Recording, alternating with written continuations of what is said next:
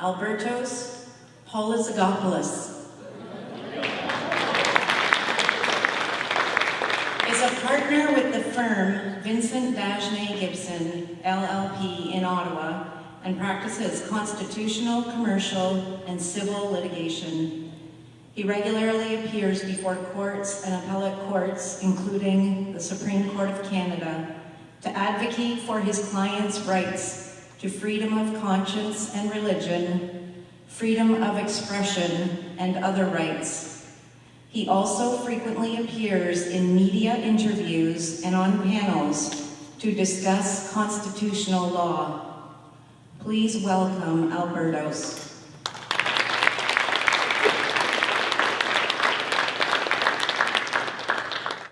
First thing I want to do is simply set the record straight. I'm Mr. Fay, and she mentioned that I asked my doctor for surgery because I snore. I just want to set the record straight. I didn't want the surgery. The snoring doesn't bother my sleeping. She wanted me to have the surgery. So now that we've put that aside, why am I here? Well, the main reason I'm here was somebody needed to hold the baby while Faye spoke. The second reason I'm here is, as you've heard, I'm a lawyer, and a big part of my practice is focused on representing religious individuals, institutions, and organizations. And the niche, my niche, is really religious freedom, freedom of conscience, sanctity of life, and those kinds of issues. And unfortunately, I'm very, very busy these days. So, you know, it's you want business to be good, but sometimes you really don't. And unfortunately, business is good right now. And it's good for all the reasons Faye mentioned. There is an onslaught on conscience rights, primarily of doctors, but everybody in the medical field. And that is really growing into other fields as well. And I'll just mention a few words. So the issue of the day today is assisted suicide and euthanasia. We've all heard about it. It's been in the news. Last week, the federal government introduced a bill which would legalize it. Nobody's happy. The people in favor of assisted suicide say it doesn't go far enough. The people on our side say it goes too far. So the government did a really good job in that sense. They've upset everybody. And so it's hard to attack them when they've upset everybody, right? But it's coming. Whether we like it or not, assisted suicide and euthanasia is coming. There's question as to whether or not this bill from the federal government will be passed or whether it'll die. Some people think it's good if it dies. Some people think it's bad if it dies.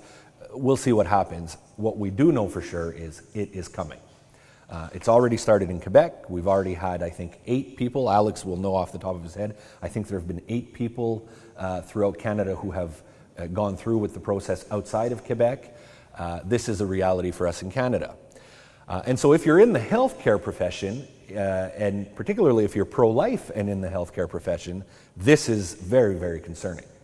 And it's very concerning because, well, one, you don't want to be part of it, you don't want to do it, and you don't want to be a participant in it in any way. But much like we've seen with abortion, it's not enough for people on that side to have access to this procedure. They want affirmation that it's a good and right and proper thing. And if you object to it, well, that's wrong, and we don't like that, and we have to stop you. And so the way that seems to be being done here is by just forcing everybody to be on board and to participate. So you heard about the 3 doctors in Ottawa who have a sign saying we don't prescribe contraceptives, so don't ask for them. Well, they also have a sign that says we don't prescribe narcotics to people who aren't our patients, so don't ask for them. You haven't heard about that in the news because, well, it's not a fun and sexy issue. And it's a reasonable issue in the eyes of a lot of people, even those that aren't pro-life. Well, now doctors are going to have to put up signs, well, we don't euthanize and help you end your life, and we don't refer for it. And so, you know, this is a real issue. And what's interesting is the timing that the federal government's bill came out. Last week, federal government introduces a bill to legalize assisted suicide. Last week, we hear throughout all of the major newspapers across Canada about Attawapiskat, where 13 people tried to kill themselves on the same day. And how tragic is it that that so many people want to end their lives. So you open the newspaper, and on this page, crisis in Attawapiskat, people want to end their lives. And on this page, you know, amazing, the Supreme Court has given us the right to end our lives. So it really sends a strange and mixed message. And what's odd is if you're in this healthcare profession, we're going to be sending 2 people off to Attawapiskat. One, to discourage people from trying to kill themselves, and one, to help them. So it's it's a bizarre world that we're living in these days. But let's get back to conscience rights. Faye mentioned a little bit about some of the issues that are going on in the country. And the biggest, perhaps the more egregious one, is here in Ontario. Doctors are regulated by a regulatory body called the College of Physicians and Surgeons. It's not unique to medicine. Lawyers have a similar regulatory body, pharmacists, nurses, engineers. It's quite common. But in order to practice medicine in Ontario, you have to, one, be licensed by the college, and you have to obey the rules of the college. And before assisted suicide was legalized, the college went ahead and passed a policy which said, in the most extreme of circumstances, if there is a procedure or a drug that you object to on moral or religious grounds, in the most extreme of circumstances, you need to provide or prescribe it. And in all of circumstances, you have to refer for it. So you're a family doctor, you have a patient come in, and they say, I want an abortion.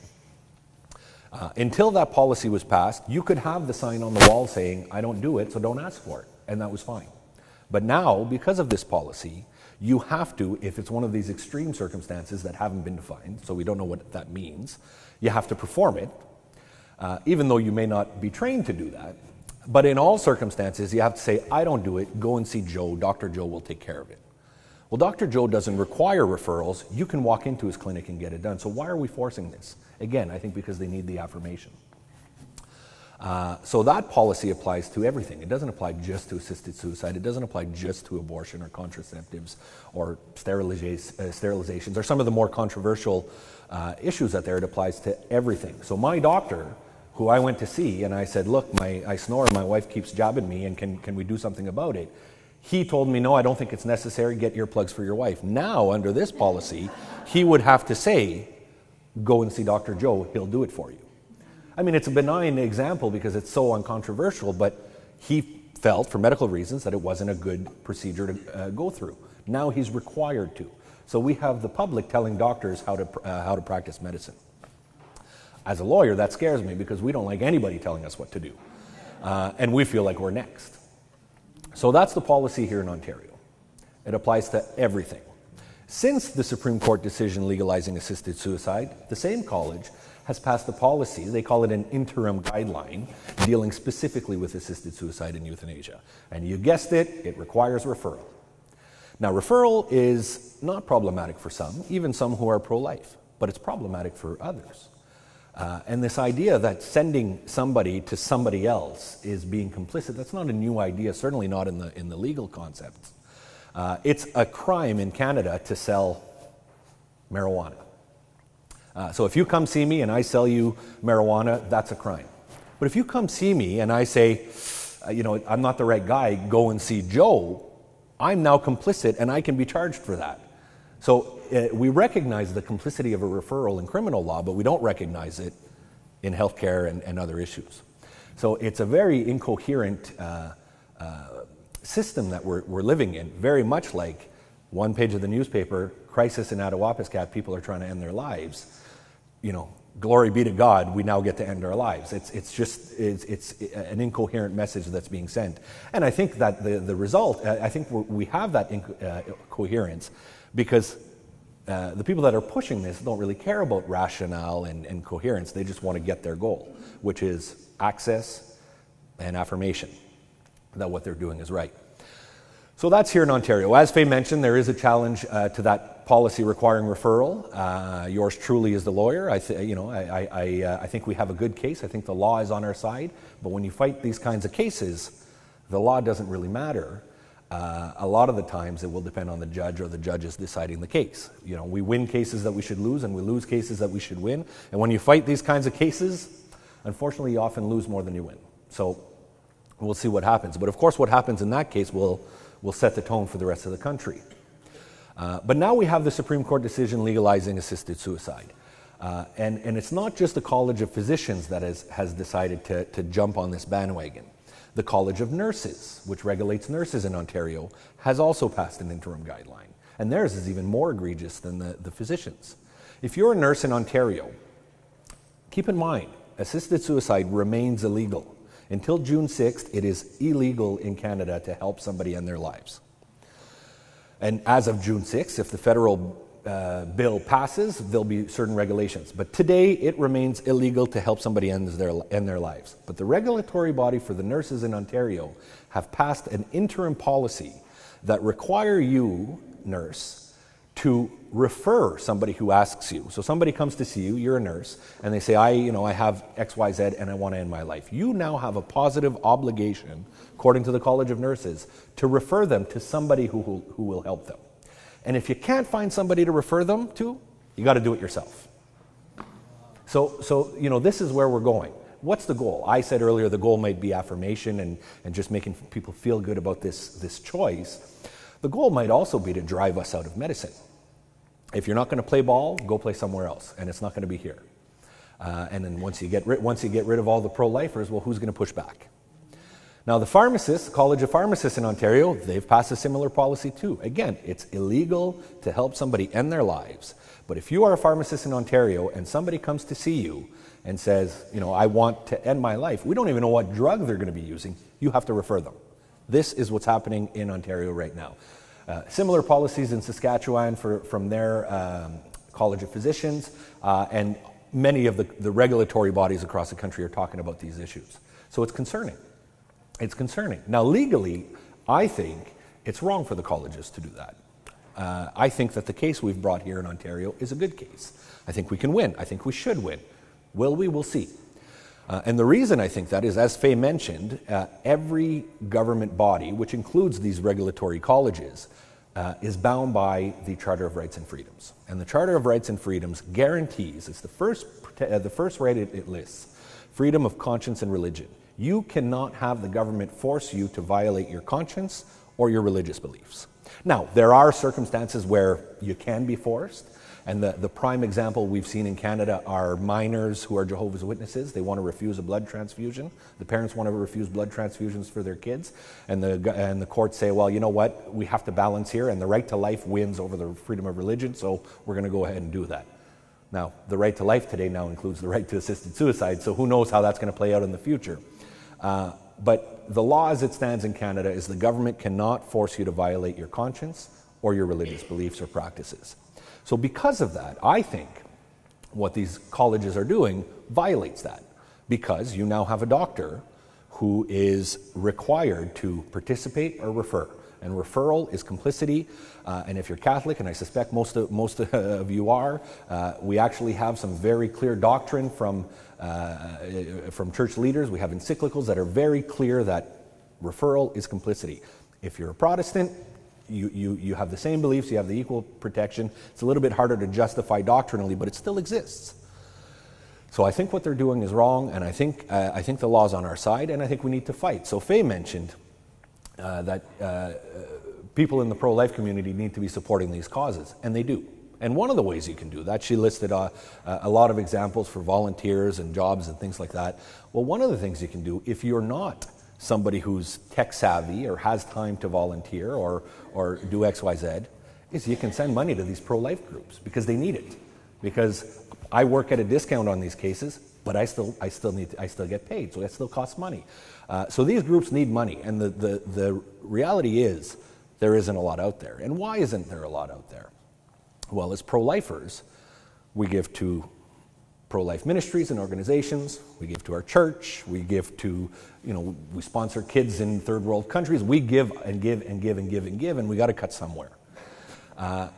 Well, this is not the time to be cutting your pro-life donations. That's my thought. But I'm getting off on a tangent here, and that happens when you don't have a script, so I apologize. So it's a scary time to be in healthcare in Canada, particularly if you're a pro-life person. But I don't think it's going to end it with healthcare. I've mentioned the three colleges, the physicians, the nurses, and the pharmacists, but this is going to affect a lot more than them. It's going to affect psychiatrists and psychologists. It's going to affect counselors. Think of it, if you're a high school counselor and you have a kid come in to see you with suicidal thoughts, do you discourage them? Do you discourage them from ending their lives, or do you simply say, well, it's your right, you go do what you want to do? I mean, what do you do at that point? What if you're a chaplain? What if you're a chaplain in the military? People in the military often get depressed, often deal with post-traumatic stress disorder, they often deal with suicidal thoughts. And chaplains in the military, generally, up until now, would discourage that. Well, can you still discourage that? Can you be a Catholic chaplain and not tell somebody who comes to see you saying, I don't like my life, I don't like my suffering, I want to end my life? Can you say to them, no, I don't think you should do that, and here's why? Or are you now forced to keep your mouth shut or affirm their decision? We don't know. We don't know. I'm a lawyer. I'm pro-life. I take on these kinds of cases. I would not represent the other side on these cases. Well, last week when the federal government introduced this bill, there was a lot of media around it, and I happened to do a lot of media as well.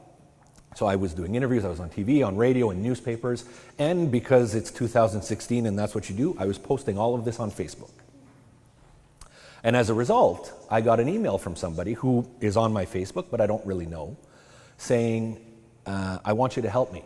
And what they wanted help with was the following. So the bill that the government has introduced prevents people from giving advance notice. So you can't today say, if I get Lou Gehrig's disease, I want to end my life. You can't give future notice with respect to assisted suicide. At least that's how the bill is drafted today. This person reached out to me and said, I've seen all this stuff on Facebook about your involvement in the assisted suicide cases, and I see that you've been involved in a lot of pro-life cases, and I want you to help me challenge that law because I want to be able to give advance notice. Now, of course, I said, I can't help you. I can help you. You know, if there's anything else I can do, I'd like to, but this isn't something I'm going to do for you. Right now, I'm allowed to do that. Right now, I am allowed to turn away cases. But it's quite possible that in the future, I can get in trouble for saying I'm not going to do that because I don't agree with the moral of the case. I don't draft wills. I don't do wills in estates, but a lot of people in my office do, and it's not uncommon for people to put in their powers of attorney. So, you know, I have a will. If I die, everything goes to my wife. If I become incapacitated for any reason, she will control my money, of which there isn't much, and she will make medical decisions for me, of which there will probably be many.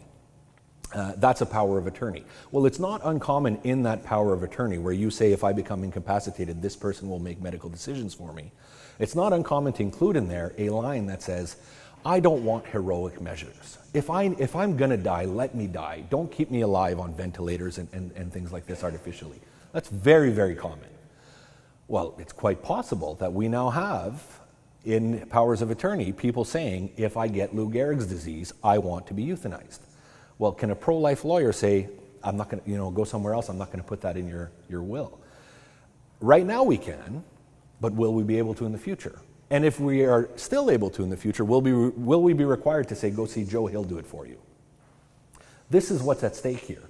And it goes on and on and on. I mean, we can talk about examples of different jobs and professions. You see all of the cases in the U.S. right now with cakes over same-sex weddings. Well, what if a funeral home says, we're not going to take on people who ended their lives? I don't know if they would do that, but what if they did? Can they continue to hold their religious and moral positions? I see a possibility of that being completely wiped away, because it's not enough to have access, you need approval. And so long as you have people saying, no, I don't like this and I don't approve, they're not happy. What about, there are a group of lawyers that work on these kinds of cases, and we always get together and talk about issues, and the one that we keep thinking of, and that we are certain is going to happen, is you're going to have somebody that's going to try and end their lives, and they're going to fail. And somebody's going to walk in on them, find them, 911. The ambulance drivers are going to show up, going to care for this person, take him to the hospital. Are those ambulance drivers now guilty of assault? Who knows? Who knows? These are the kinds of things that are going to happen. This is the Pandora's box we've opened up, right? Are these ambulance drivers going to be forced to say, oh no, well, it looks like it was intentional, we're going to sit there and wait? I mean, who knows? These ideas sound absolutely crazy. But you know what? 3 years ago, when we were gearing up for this case to go to the Supreme Court, people on our side were saying, you can't do this. If you do this, we're going to have mentally disabled people do it. We're going to have children do it. We're going to force doctors to do it. This is the Pandora's box we're going to open. And we were called fearmongers.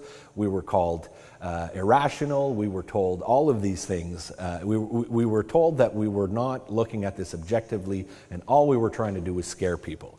And it has been just over a year since the Supreme Court released its decision, and you see the reports coming out from government bodies.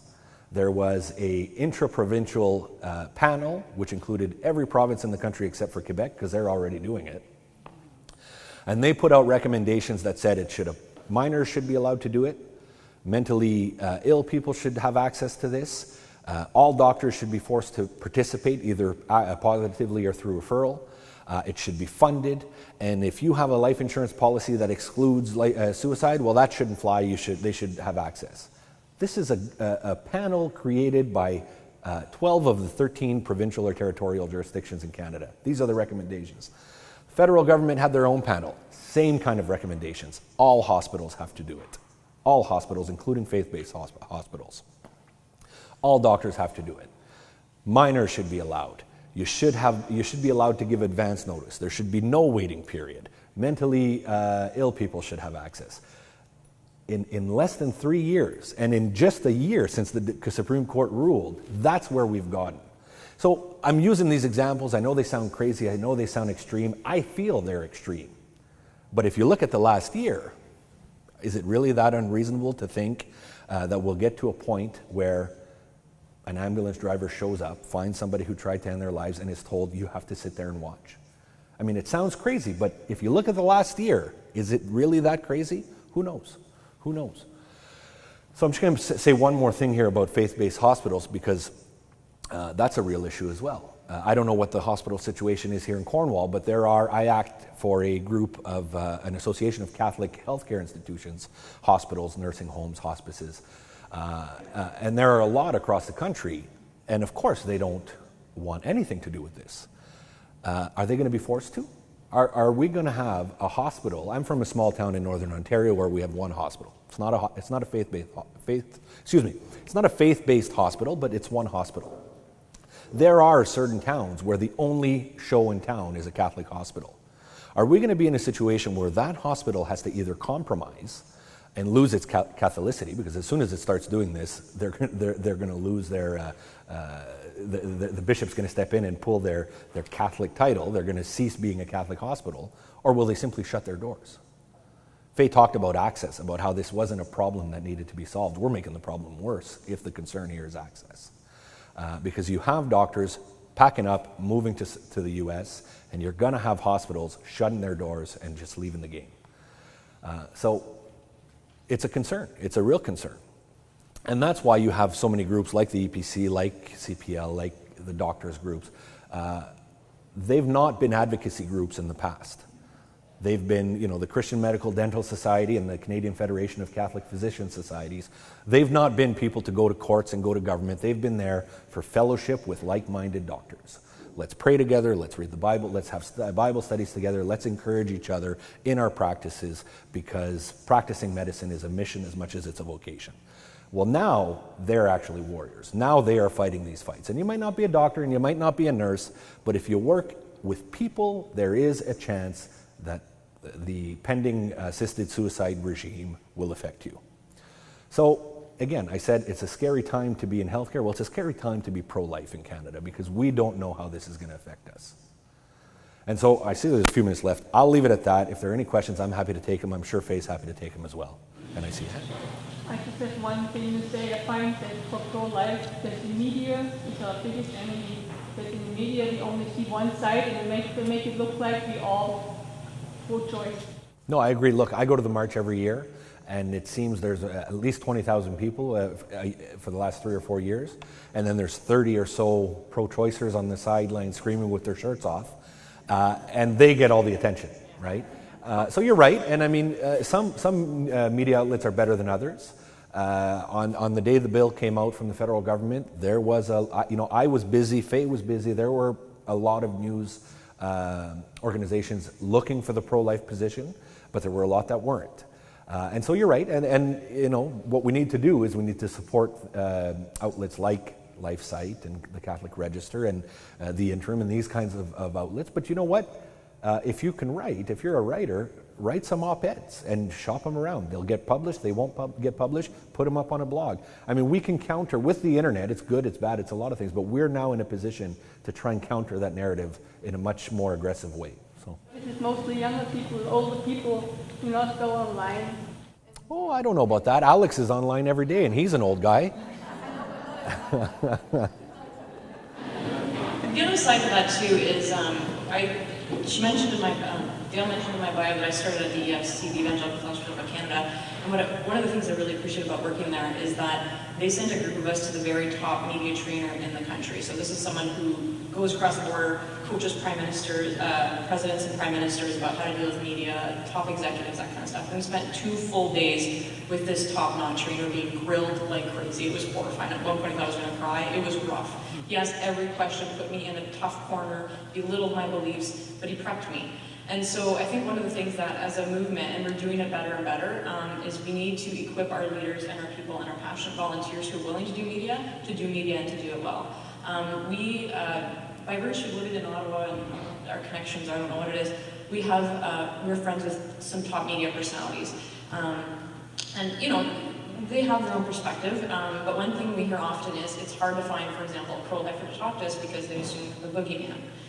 So they just won't deal with us altogether. That hurts us I can't underline that enough, that's on us. And we've been burned, but we've got to continue to step out, whether it's a matter of faith or a matter of courage, but we just need to be willing to continue to put ourselves out there because there are still a lot of journalists, I'd say even most, who feel an obligation and do want to show both sides of the story, and we need to be available. Right before am I running through lunch? No. Okay. I heard from a journalist at the Ottawa Citizen who told me the date that the bill was going to be dropped. I contacted an MP who's a friend of mine and said, is it true that the bill is going to be introduced on this date, Bill C-14, the assisted suicide law? He didn't even know, this journalist did. Anyways, she said the bill's going to be dropped on this day. So what our team did was we organized a virtual press conference. So the day before the bill was supposed to drop, which it did, we sent an email blast to some major news outlets, hundreds of journalists, and we said, look, if you guys want to come and hear from Albertos, who talked about the legal side, and Dr. Will Johnston, who's one of our doctors and my board member, to speak about this issue and explain from our perspective, you're welcome. 13 journalists showed up. I don't know if you've done a press conference or been in a press conference recently. It's really hard to get that number of journalists out. 13 called in, and we spent a lot of time. Alberto shared his perspective about the difficulties on the legal side. Dr. Johnston spoke about what happens in other jurisdictions with assisted suicide, euthanasia, that kind of stuff. We got a ton of coverage from that. And then the next day we issued 2 press releases. Albertos and Will did press nonstop all day. TV, radio, television, CPAC, you name it, we were everywhere. And we were out there sharing our perspective. And we got good coverage. None of us, I don't think any of our words were twisted. Like, we got fair coverage. So part of it is, there may be a bias against us, yes, but we need to get out there and be brave. And doing media, I've been doing it a long time. Will's been doing it for like 25 years. He still says, I get nervous, but we have to do it because if we don't represent the pro-life movement, who's going to step up and do so? You know, we have to continue to step out. So anyways, long rambling, but yeah.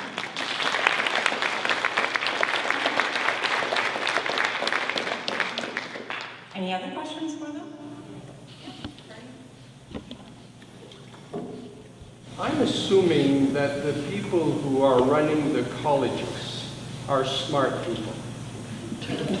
They know the Charter of Rights and Freedoms. They know what's in there. And yet, they are violating what's in there. And I don't understand that.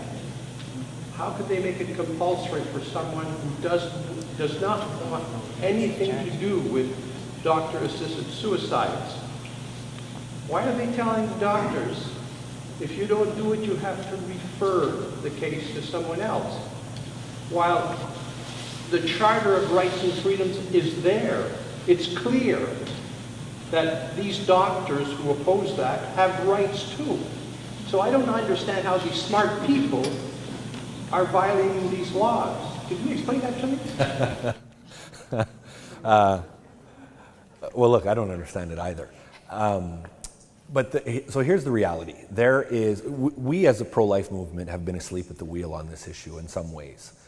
We've been aware, we've been having conferences, writing papers, we've been aware that euthanasia was coming and it was going to be the next big fight. But the other side has been playing this a little bit smarter than we have. And they have been doing a lot of behind-the-scenes work, focusing on this is suspicion, I don't know this for a fact, but I think they've been doing a lot of work focusing on people to get their message out. There are lawyers on our side, there are more lawyers on the other side. And a lot of times, and my understanding is this is the way it is with doctors, and it makes sense. When a doctor tells me this, and this about medical issues, I take his word for it. When a lawyer tells the doctor this, and this from legal issues, they often take our word for it. And here's the problem. If lawyers all understood the law the same way, we'd be out of business. 2 weeks ago, I was in Halifax at the Court of Appeal on a case involving a Christian university in BC that wants a law school. You may have heard of it, it's Trinity Western. They are a Christian university, they want a law school, and the Law Society, which is the equivalent to the college, in Ontario, BC, and Nova Scotia said, we're not going to let your graduates come practice here because you subscribe to traditional marriage between a husband and a wife. And we think that's discriminatory towards the LGBT community, and as long as you have that, your people can't practice here. What's interesting is in 2001, the Supreme Court heard a very similar case involving the same university in their attempts to get a teachers' college. They wanted a teachers' college. The BC College of Teachers said, we're not going to let your graduates teach in BC for these same reasons. And the Supreme Court came out and said, that is wrong, you can't do that. 15 years later, we're arguing almost the exact same case involving the same university. I mean, as a lawyer, you can't get more excited about a case that's on point. It's the same parties, it's so on point. We had 20 lawyers in the courtroom in Halifax with 20 different perspectives. I told you there was a case in BC, Ontario, and Nova Scotia. We won in Nova Scotia, we lost in Ontario, and we won in BC on different grounds. So the reality is, our system is such that the laws are gradually evolving or changing. The Carter decision, which legalized assisted suicide, was almost identical to the Rodriguez decision from 20 years earlier. Why is the result different? I mean, are the people at the college smart? I suspect they are. Do they understand the legal issues? They may or they may not. But the reality is there's a lot of confusion, there's a lot of ambiguity, and there's a lot of debate. And sometimes, unfortunately, people disregard the law and favor their emotion.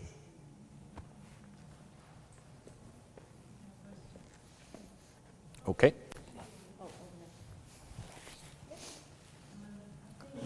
The Catholic hospitals that refuse to participate in this will simply lose their government funding and cease to exist as Catholic hospitals. Look, there's a couple of ways this could play out. Let's say in Ontario, the Ontario government says all hospitals have to do this. No exceptions. The hospitals can say no and fight back, challenge that decision in law, and I think the law's on their side. That's one option. They can say, okay, we'll do it, which I don't think is likely, but that's one option. They can simply say, we're not going to do it and continue to operate, and one of the consequences might be they lose their funding, they lose their licensing, or they can simply say, and this is perhaps a more likely scenario, well, fine, if that's the case, we're leaving, and just shut down.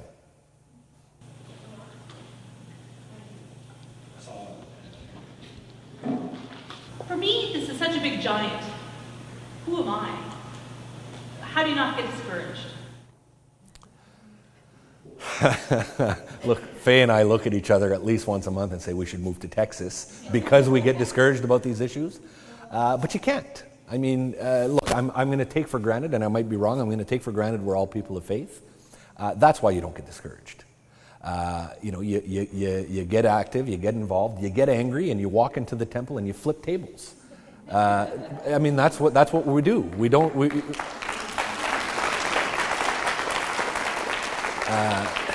How do you not? It's easy to get discouraged, but you can't.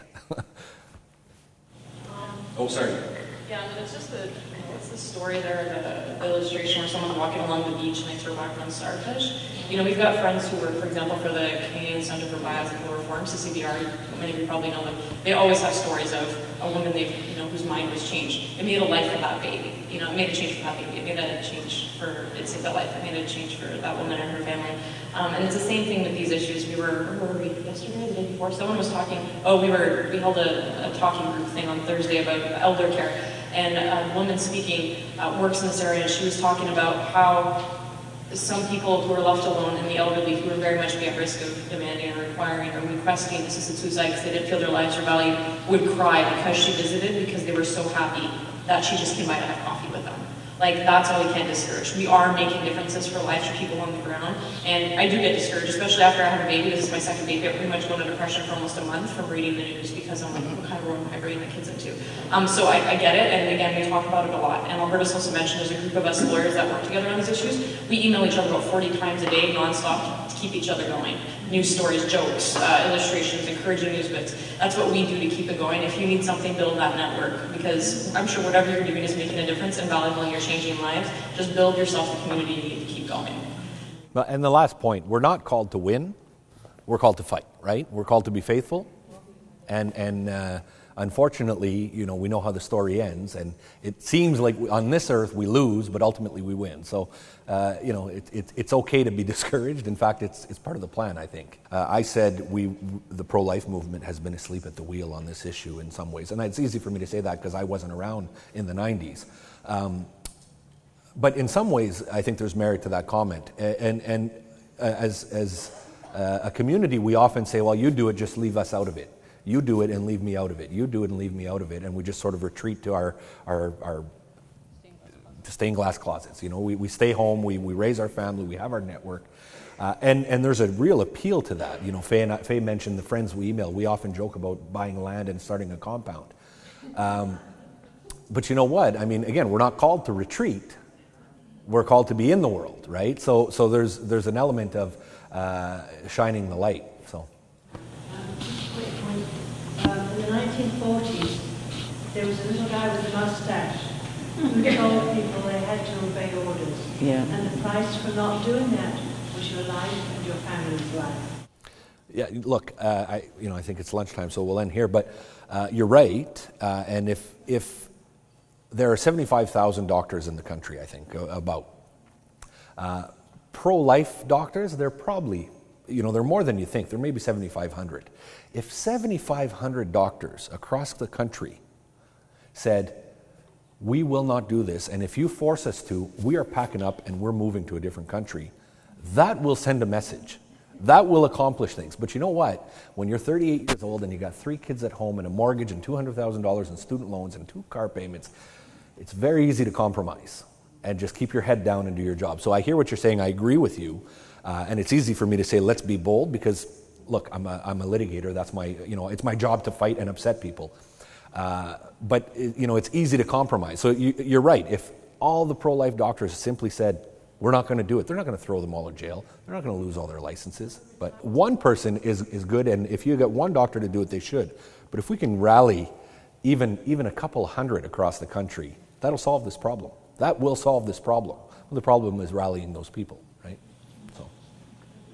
Thank you, Faye and Albertos. Your talks were amazing.